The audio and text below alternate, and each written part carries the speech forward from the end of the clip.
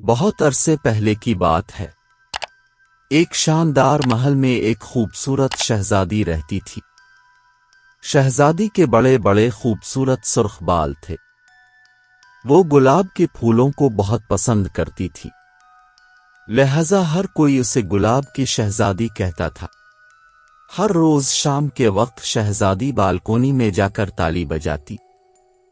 تالی کی آواز پر گانے والی ایک سنہری چڑیا اڑ کر اس کے کندھوں پر بیٹھ جاتی۔ جب چڑیا پیاری سی آواز میں گانا شروع کرتی تو شہزادی بھی اس کے ساتھ گانے لگتی۔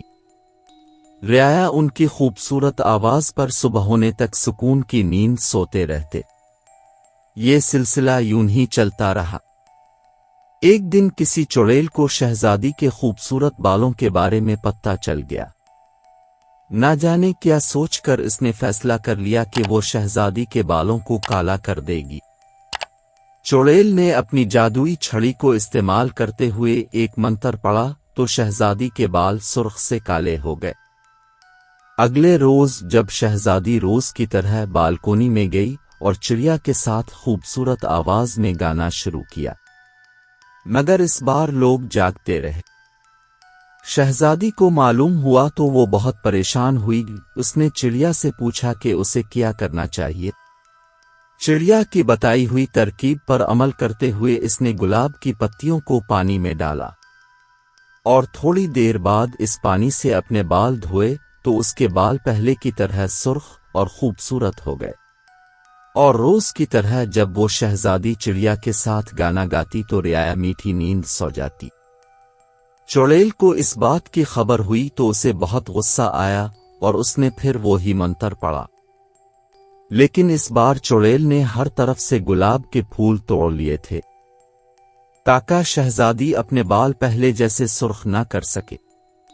یوں شہزادی کے بال پھر سے کالے ہو گئے اور اس رات رعایا کی نیند پھر سے اڑ گئی۔ شہزادی بالکونی میں کھڑی ہو کر رونے لگی کہ اب اس کے بال پہلے جیسے کبھی نہیں ہو سکتے، اور یوں اس کے آنسو کا ایک قطرہ نیچے جا کر فرش پر گرا۔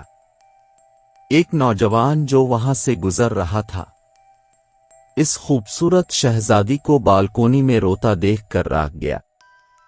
اس کے پاس ایک صندوق تھا جس میں سے اس نے سرخ رنگ کا ایک بال نکالا اور اس کو آنسو کے قطرے پر رکھا جو شہزادی کی آنکھوں سے گرا تھا۔ دیکھتے ہی دیکھتے وہ سرخ رنگ کا بال گلاب کے پھول میں بدل گیا۔ شہزادی یہ دیکھ کر بہت حیران ہوئی اور اس نے جلدی سے اس گلاب کے پھول کو پانی میں ڈال کر اس سے اپنے بال دھوئے اور یوں اس چڑیل کا جادوئی اثر ختم ہو گیا۔ شہزادی کے بال پہلے کی طرح سرخ ہو گئے اور ہر طرف گلاب کے پھول کھل گئے۔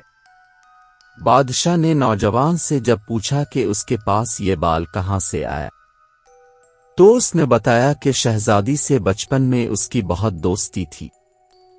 ہم نے دوستی کو قائم رکھنے کے لیے ایک دوسرے کے بال توڑ کر اپنے پاس سنبھال کر رکھے تھے، پھر میں سفر پر چلا گیا تھا، کئی برسوں بعد اب واپس آیا ہوں۔ یہ سن کر بادشاہ خوش ہوا اور دونوں کی شادی کر دی۔